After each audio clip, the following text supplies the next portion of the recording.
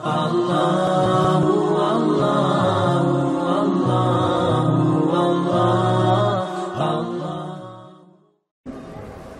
kita dalam tanda kutip ya, terima kasih Ramadan. Kita sedang melalui bulan Syawal, bulan yang langsung datang setelah Ramadan.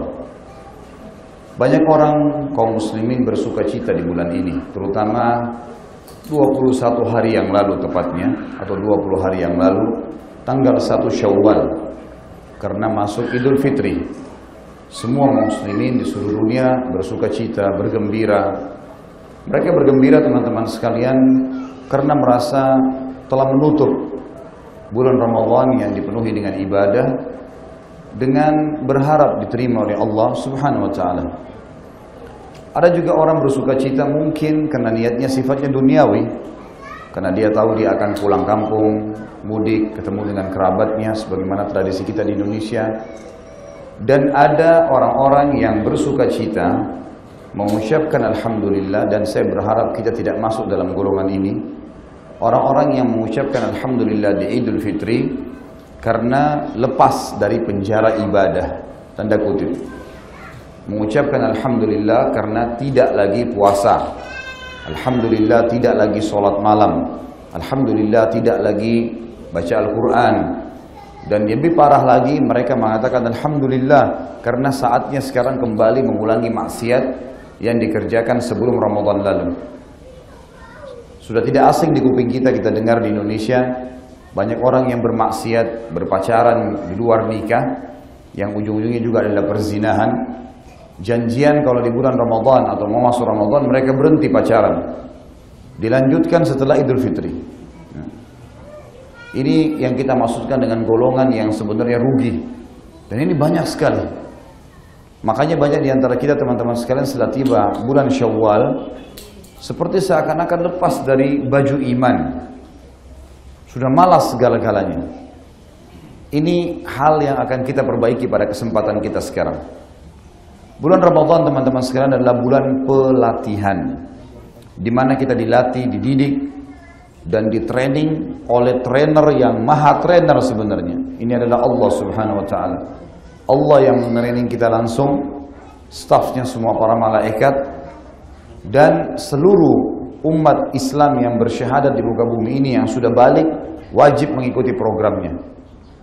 Allah berfirman dalam surah Al-Baqarah, sekaligus menekankan tentang masalah target daripada Ramadan yang banyak dilupakan oleh manusia.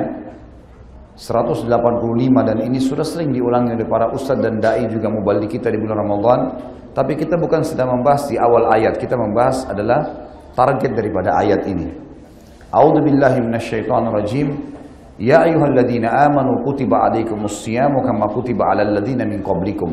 Sampai sini kita sudah tahu ini. Kurang lebih bahasa tafsirnya. Saya tidak membahasakan terjemahannya. Hai orang-orang yang beriman, telah dibuatkan untuk kalian program-program ibadah di bulan Ramadan, dari puasanya, dari sholat malamnya, dari baca Qur'annya, dari sedekahnya, dari umrahnya, dari meninggalkan segala kemaksiatannya, sebagaimana dibuatkan untuk orang-orang sebelum kalian. Sebelum kita juga sudah ada Ramadan, sudah ada program-program ibadah seperti ini. Tapi yang ingin kita garis bawahi targetnya, penutupan ayat, la'allakum tattaqun, agar kalian menjadi orang yang bertakwa. Ada target di sini. Siapa orang yang bertakwa? Orang yang selalu patuh mengerjakan semua perintah, wajib atau sunnah, menikmati yang halal, orang yang selalu meninggalkan yang dilarang, haram atau makruh. Itu namanya orang yang bertakwa. Ramadan teman-teman, bukan hanya puncak kita bersaing satu sama lain beribadah. Bukan hanya sekedar merame-ramekan ibadah di masjid, merame-ramekan berame-rame membaca Al-Quran, berame-rame puasa. Bukan hanya sekedar itu. Memang secara individu kita sedang dilatih, kalau bahasa saya pribadi di pengajian tanda kutip dipaksa untuk mencapai tingkat ketakwaan. Kalau Ramadan tidak mengubah kita menjadi orang yang lebih alim, lebih soleh, lebih soleha, lalu kira-kira kapan kita akan berubah? Sebulan penuh jiwa raga kita terbiasa puasa, terbiasa sholat tarawih, terbiasa bangun di sepertiga malam makan sahur, yang merupakan waktu mustajab doa, terbiasa baca Al-Quran, terbiasa hadir sholat berjemaah di masjid, terbiasa menjaga diri dari hal-hal yang haram. Dan selama Ramadan kemarin, kalau orang puasa itu, memang mayoritas waktunya terikat dengan ibadah. Dari mulai sahur sampai azan maghrib ibadah. Plus lagi malamnya diisi dengan sholat malam, sholat tarawih. Sebentar kita istirahat atau ngobrol sama teman atau kerabat, kemudian kita tidur malam, kembali lagi aktivitas yang sama. Dipadatkan atau tanda kutip dipaksa untuk beribadah. Semua itu teman-teman sekalian, bukan untuk dikenang, tetapi untuk dipraktekkan.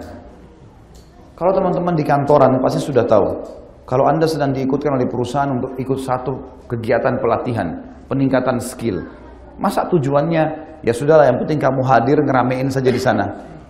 Atau tujuannya memang pada saat pulang perusahaan ingin ilmunya, diberikan jabatan, diberikan tambahan gaji, diberikan bonus, karena dianggap dia bertambah. Program pasca sarjana di kampus, S2, S3, itu peningkatan skill sebenarnya. Bukan berarti S2, S3 itu lebih pintar daripada S1, bukan. Tapi peningkatan skillnya lebih dikerucutkan kepada bahasan tertentu, tesisnya, disertasinya, semua fokus kepada bidang tertentu. Supaya dia lebih fokus. Ya. Seperti itu kurang lebih. Jadi teman-teman sekalian, yang membuat kita kendor, banyak orang tidak istiqomah lagi setelah lebaran, karena pemahamannya tadi. Bahwasanya Ramadan adalah bulan untuk seremoni saja. Kita ngerame-ramein, karena semua orang puasa kita puasa, semua orang terawih kita terawih. Makanya tidak diterapkan lagi setelah itu. Jadi hanya sebuah kenangan. Ada 5 hal teman-teman sekalian, minimal sekali ini, yang bisa kita tarik setelah Ramadan dari ibadah-ibadah. Yang pertama adalah puasa. Puasa teman-teman ini adalah ibadah yang sangat luar biasa. Semua syubhat, semua hal-hal yang menghalangi Anda untuk berpuasa sunnah setelah lebaran, setelah Ramadan, terjawabkan dengan Ramadan kemarin. Misal, haus, lapar. Kemarin kan sebulan penuh kita puasa, nggak masalah kan? Apalagi janjian sama orang, bisa janjian malam hari. Dan tidak mengganggu sama sekali bekerja. Tetap kita bekerja seperti biasa. Panas tetap panas juga Ramadan. Jadi semua syubhat untuk tidak puasa sudah terjawabkan. Dan tidak pernah ada orang meninggal dunia hanya karena puasa. Kecuali ajalnya datang. Toh juga cuma ditahan antara subuh sampai maghrib. Setelahnya kita bisa makan sampai pagi lagi. Dari poin yang pertama ini, pelajaran yang pertama masalah puasa, kita akan menjelaskan secara global tentang masalah 6 jenis puasa sunnah yang harus dijaga. Di poin pertama dari 5 poin yang kita bisa ambil dari Ramadan, belajarannya adalah yang pertama puasa, dan puasa kita akan sebutkan 6 jenis puasa sunnah yang ditekankan sekali untuk dijaga 11 bulan ke depan. Lalu Ramadan akan datang, tingkatkan lebih tinggi lagi skill kita untuk modal 11 bulan ke depannya lagi sampai kita bertemu dengan Allah pada saat meninggal, sementara pahala kita sudah maksimal. Puasa yang pertama teman-teman, puasa yang kita ada sekarang di bulannya, yaitu Syawal. Banyak orang tidak mau puasa Syawal. Kenapa? Entah apa alasannya. Padahal hadisnya mulia. Hadis riwayat Imam Bukhari Muslim. Kata Nabi SAW, "Man shama Ramadhana thumma atba'u sittan min Syawal, kana kasawmad dahr." Siapa yang berpuasa sebulan penuh Ramadan, kemudian diikuti 6 hari saja. Garis bawahi kata-kata saja ini. Dari bulan Syawal, pahalanya sama dengan setahun. Setahun ada 365 hari. Bayangkan teman-teman sekalian kalau kita disuruh puasa 365 hari. Berat atau ringan? Berat. Ramadan aja kemarin 30 hari, bobotnya luar biasa. Bagaimana kalau 365 hari? Untuk ngejar pahala setahun. Tapi Allah, Sang Maha Pemurah dan Maha Tinggi, memudahkan buat kita. Hanya disabdakan oleh baginda Nabi SAW utusannya, siapa yang puasa Ramadan sebulan penuh, sudah rame-rame, seluruh dunia ikutin. Kita ke Afrika, kita ke Amerika, kita ke Saudi, semua muslim puasa. Rame-rame kerjain, sudah terbiasa jiwa ragahnya. Sekarang kata Allah, ikutin saja 6 hari dari bulan Syawal, saya kasih pahala 365 hari puasa. Seperti non-stop. Kalau teman-teman kerja di kantor, atasannya bilang, siapapun di antara staf saya di sini, bekerja Januari on time semuanya 31 hari atau 30 hari full, tambah 6 hari bulan Februari. Jadi 5 pekan saja dia kerja.